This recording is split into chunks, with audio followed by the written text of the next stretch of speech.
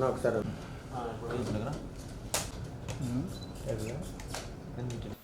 ఈరోజు ఉదయం తాడేపల్లిలో రాష్ట్ర వైసీపీ అధ్యక్షుడు జగన్మోహన్ రెడ్డి మీడియా మీద మాట్లాడుతూ కూటమి ప్రభుత్వం మీద రాష్ట్రానికి ఎంతో ప్రతిష్టాత్మకంగా నిర్మిస్తున్నటువంటి రాజధాని అమరావతి మీద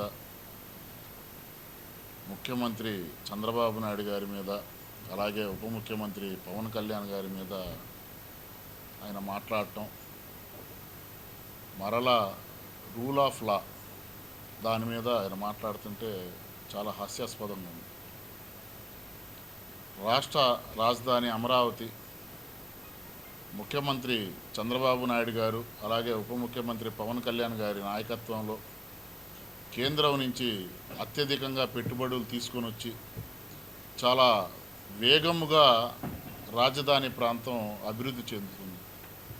అది చూసి ఓర్వలేక వైసీపీ నాయకులు పెయిడ్ ఆర్టిస్టులు అందరూ కూడా కూటమి ప్రభుత్వంపై ఏడుస్తూ కులాల మధ్య మతాల మధ్య ప్రాంతాల మధ్య విద్వేషాలు సృష్టిస్తూ ఈరోజు వాళ్ళు చేస్తున్నటువంటి తీరు మనందరం కూడా అన్ని ఛానల్స్లో అలాగే అన్ని మీడియా దాని కూడా మనం చూస్తూనే ఉన్నాం.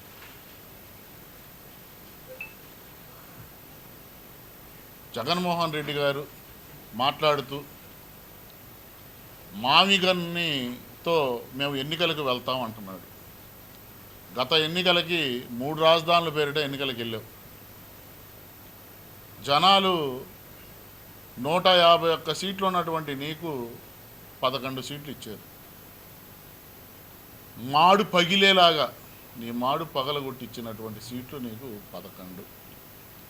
నీ మతి స్థిమితం కోల్పోయి నువ్వు పిచ్చాసుపత్రిలో చూయించుకునే విధంగా ఉంటే నీ మాత్రల డోసు పెంచుకున్నా ఇంకా నీకు బుద్ధి రాలి. ఇప్పుడు మళ్ళీ మావిగన్ అని ఎలక్షన్లకు వెళ్తానంటున్నావు. ఈసారి నువ్వు మావిగన్ అని ఎన్నికలకు వెళ్తే నీకు వచ్చే సీటు 1. మేమంటాం కూటమి నుంచి రాబోయే సాధారణ ఎన్నికల దాకా కూడా కాదు, రేపు జరగబోయేటటువంటి లోకల్ బాడీ ఎలక్షన్లోనే వైఎస్ఆర్సీపీని చిత్తుగా ఓడించడానికి ప్రజలు సిద్ధంగా ఉన్నారు. కాబట్టి మాట్లాడేటప్పుడు చాలా హుందాగా మాట్లాడాలి. జగన్మోహన్ రెడ్డి హుందాతనం కోల్పోయి, ఎందుకంటే వాళ్ళ బ్లడ్లోనే లేదట్టుంది ఆ హుందాతనం అనేది. లేస్తే ఆయనకి గొడ్డళ్ళు గన్సు ఇవన్నీ గుర్తొస్తున్నట్టున్నాయి. అందుకే మావిగన్ను అనేది అతనికి నిద్రలో కూడా పేరు కలవరపాటుకి గురవుతున్నాడు. మహిళల పట్ల గౌరవం లేదు. మహిళల్ని ఏ విధంగా గౌరవించాలో కూడా తెలియనటువంటి వ్యక్తి జగన్మోహన్ రెడ్డి. సొంత కన్న తల్లిని ఇంటి నుంచి బయటికి గెంటేసినటువంటి ఘనత జగన్మోహన్ రెడ్డి. అలాగే సొంత చెల్లెలైనటువంటి షర్మిలాని ఆస్తిలో వాటా ఇవ్వకుండా ఈరోజు బయటికి నెట్టేసినటువంటి విధానాన్ని ఆంధ్ర రాష్ట్ర ప్రజలందరూ కూడా చూశారు. ఈయన నాయకులు వైఎస్ఆర్సీపీ నాయకుల చేత ఇతర వ్యక్తుల కుటుంబాల్లో ఉన్నటువంటి మహిళలని కించపరుస్తూ మాట్లాడటం ఒక సైకో ఆనందాన్ని ఈయన ఆనందిస్తాం. ఈయన ఈరోజు మాట్లాడతాడు.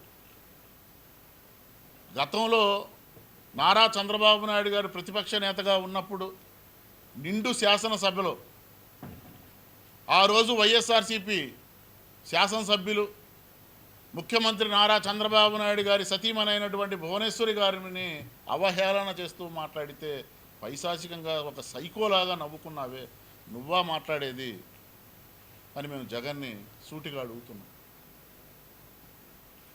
రూల్ ఆఫ్ లా అంటాడు. విశాఖపట్నంలో డాక్టర్ సుధాకర్ని మీరు చిత్రహింసలు, కరోనాకి వసతులు లేవు అని అడిగినందుకు చిత్రహింసలు చేసి అతను శోభకు గురై ఆత్మహత్య చేసుకున్నప్పుడు ఈ రూల్ ఆఫ్ లా ఏమైంది? నీ ప్రియ శిష్యుడు ఎమ్మెల్సీ అనంతబాబు అతను కారు డ్రైవర్ సుబ్రహ్మణ్యాన్ని హత్య చేసినప్పుడు నీకు రూల్ ఆఫ్ లా ఏమైంది? అలాగే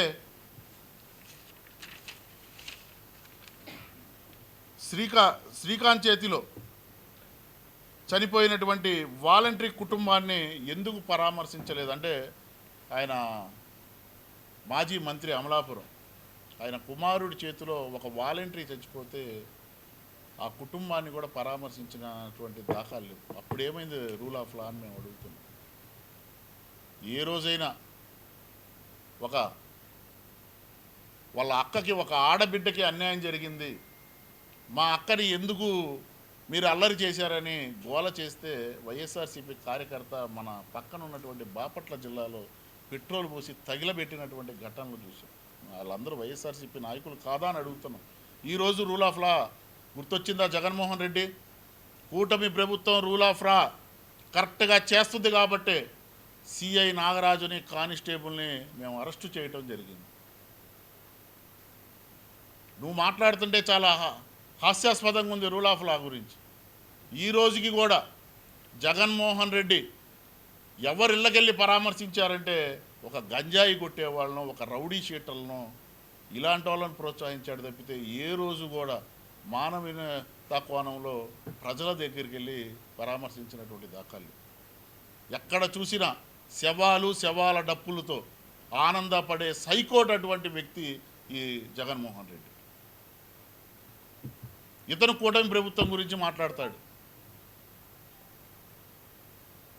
మాట్లాడేటప్పుడు ఒళ్ళు దగ్గర పెట్టుకొని మాట్లాడాల.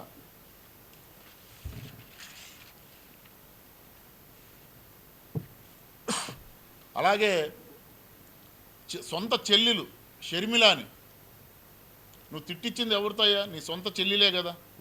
ఒక తల్లి గడుపులో పుట్టినటువంటి మీరు నీ పార్టీ నాయకులతోనే కాకుండా నీ పార్టీ సోషల్ మీడియాలోనే రాని మాటలు ఆడబిడ్డను అనిపించి నువ్వు ఆనందం పొందావే. నువ్వు ఎలా మాట్లాడతావు రూల్ ఆఫ్ లా గురించి అని చెప్తున్నావు. నీ బాబాయ్ గొడ్డలి పొడితో చంపినప్పుడు ఏమైంది ఆ రూల్ ఆఫ్ లా?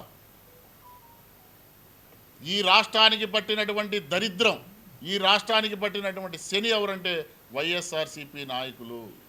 ప్రజలందరూ కూడా గమనిస్తున్నారు. ఈ వైఎస్ఆర్సీపీ పార్టీ రాబోయే రోజుల్లో ఒక్క సీటు ఇవ్వడానికి సిద్ధపడ్డారు. ఒక్కటి. కాబట్టి వైఎస్ఆర్సీపీ నాయకులందరూ కూడా బుద్ధి తెచ్చుకొని ఇప్పటికైనా మారండి. లేదు మా నాయకుడు సైకో, మేము సైకోలుగానే ప్రవర్తిస్తాం, కులాల మధ్య ప్రాంతాల మధ్య విద్వేషాలు సృష్టిస్తామంటే మాత్రం ప్రజలు తగిన సమయంలో మీకు గుణపాఠం చెప్పక తప్పదు. గుర్తుపెట్టుకోండి, రాష్ట్రం అభివృద్ధి పదంలోకి వెళ్తుంది. నారా చంద్రబాబు నాయుడు గారు అలాగే పవన్ కళ్యాణ్ గారు ఇరువురు కలయికలో ఈ రాష్ట్రం అభివృద్ధి చెందుతుంది. రాబోయే 15 ఏళ్ళు కూటమి ఈ రాష్ట్రంలో జెండా ఎగరవేస్తుంది. రాబోయే స్థానిక ఎన్నికల్లో కూటమి విజయ డాంకా మోగిస్తుందనటంలో ఎటువంటి సందేహం లేదు. వైఎస్ఆర్సీపీ నాయకులకి వైఎస్ జగన్మోహన్ రెడ్డికి ఒళ్ళు దగ్గర పెట్టుకోమని చెప్పి మీడియా పరంగా హెచ్చరిస్తుంది.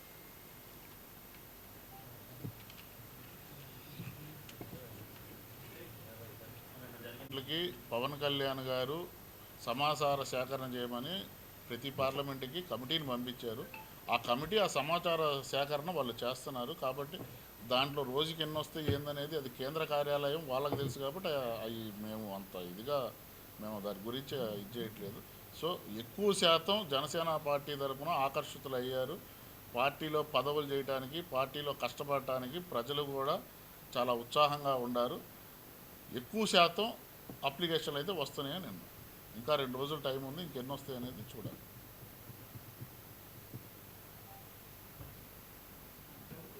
నాకు తెలియదు, మొన్నటి వరకు ఉన్నాను, ఇప్పుడు వెయ్యాలని ఏముంది? అది పార్టీ నిర్ణయం. అది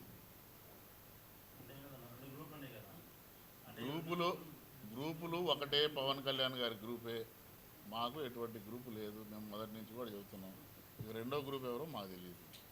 మాకు పవన్ కళ్యాణ్ గారి గ్రూపే ఇది.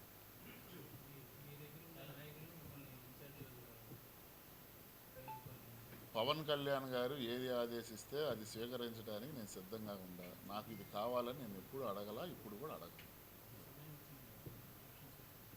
సమయం వచ్చినా అడగను, రాకపోయినా అడగను. పార్టీ ఏది ఆదేశిస్తే, పవన్ కళ్యాణ్ గారు ఏది ఆదేశిస్తే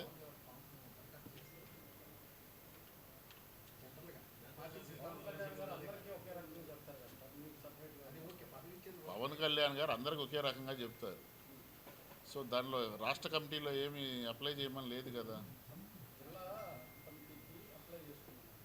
ఇన్ని సంవత్సరాలు జిల్లా కమిటీలోనే చేశారు, ఇంకా జిల్లా స్థాయిలోనే ఉండమంటారా చెప్పండి.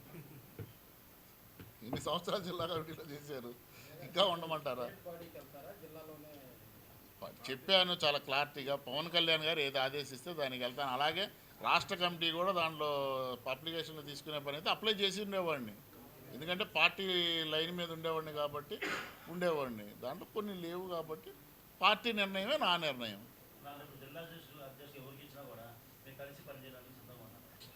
పార్టీ ఏది ఆదేశిస్తే దానికి పనిచేయడానికి మేమందరం సిద్ధంగా ఉన్నాం. పార్టీ నిర్ణయమే మా నిర్ణయం.